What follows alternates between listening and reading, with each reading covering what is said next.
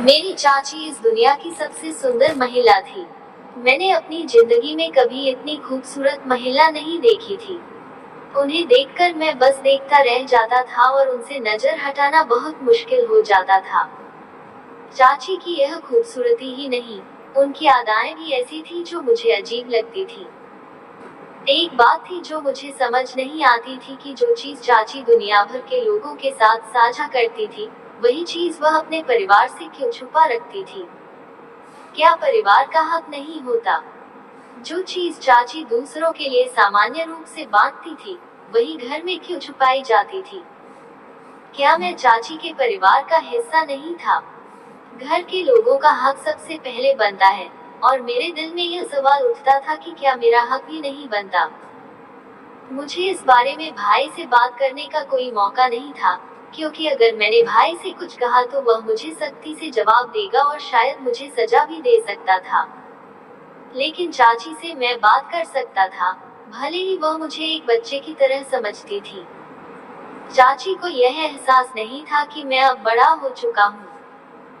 जब चाची की शादी हुई थी, तब मैं केवल 13 साल का था, लेकिन अब उनकी शादी को 4-5 साल हो चुके थे और मैं अब 17 साल का हो चुका था। ये स्थिति मेरे लिए बहुत अजीब थी कि चाची दूसरों के लिए अपनी अदाएं दिखाती थी, लेकिन घर के लोगों के साथ उनका व्यवहार बिल्कुल अलग था। मैंने तय कर लिया कि जो मैं चाहता हूँ, उसे मैं जबरदस्ती हासिल कर लूंगा। मेरे मन में अगर एक बार कोई इच्छा जाग जाती थी, तो मैं उसे पूरा किए बिना नहीं रहता था। और फिर मैं अपने परिवार का सबसे छोटा सदस्य था। मेरे माँ बाप ने मुझे बहुत लाड प्यार से पाला था, और मैं जो चाहता था वह मुझे मिल जाता था। अब जब मेरे दिल में किसी चीज की इच्छा थी, तो मुझे लगता था कि मुझे उसे पूरा करने का पूरा हक है। इसलिए एक रात मैंने चाची के कमरे में जाने का फैसला किया। उस रात मुझे बहुत डर लग रहा था, लेकिन वह डर मुझे चाची से नहीं लग रहा था। मुझे डर अपने भाई से था, क्योंकि अगर वह मुझे देख लेता तो वह मुझे सख्त सजा देता। अगर भाई को पता चलता कि मैं चाची के कमरे में गया हूँ, तो वह मुझे कभी माफ नहीं करता। लेकिन मेरी इच्छा इतनी प्रबल थी कि मैंने तय किया कि मुझे वह चीज खुद ही प्राप्त करनी होगी। मेरा नाम राहुल है, मैं 17 साल का हूँ और मेरे एक बड़े भाई हैं। हम दोनों ही इस घर में रहते थे। मेरे भाई को घर की जिम्मेदारियां निभाने में कठिनाई हो रही थी, क्योंकि वह पढ़ा लिखा नहीं था और केवल मेहनत मजदूरी करता था। इसके कारण हमारा घर ठीक से चल नहीं पा रहा था और हमें कई महत्वपूर्ण चीजें बेचनी पड़ी। हमने ऐसी चीजें भी बेची जो हमारे माता पिता ने बहुत प्यार से बनाई थी। चाची के दहेज का सामान भी बिक गया था। चाची की शादी को 5 साल हो चुके थे और उनके कोई बच्चे नहीं थे। चाची बहुत सुंदर थी, लेकिन हाल ही में बहुत परेशान भी रहने लगी थी। उनकी परेशानी देखना मेरे लिए कठिन था, और मैं उनकी मदद करना चाहता था। एक दिन मैंने सुना कि चाची और भाई के बीच किसी मुद्दे पर बहस हो रही थी। मैंने दरवाजे से कान लगाकर उनकी बातें सुनी।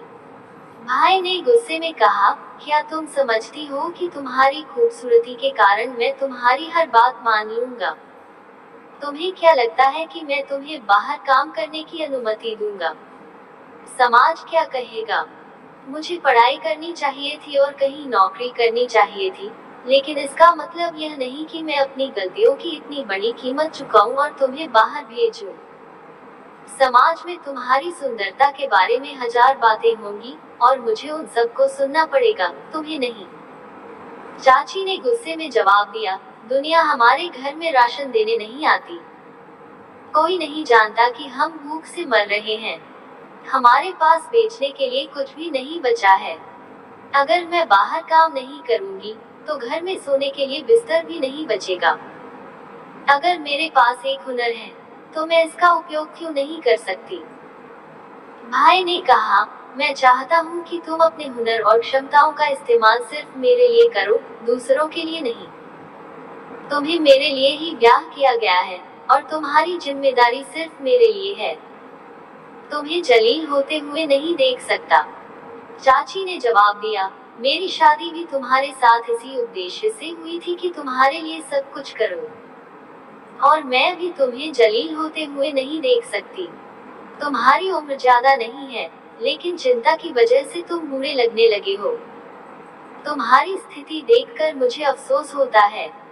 मैंने कभी तुमसे किसी चीज की जिद नहीं की, फिर भी तुम्हारी हालत इतनी खराब है।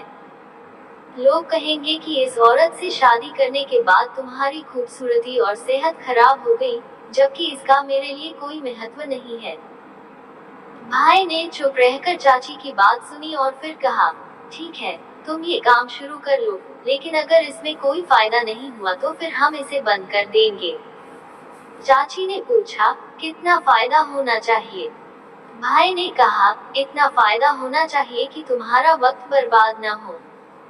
मेहनत के बावजूद अगर कुछ नहीं हुआ, तो मैं नहीं चाहता कि तुम अपने समय को बर्बाद करोगी।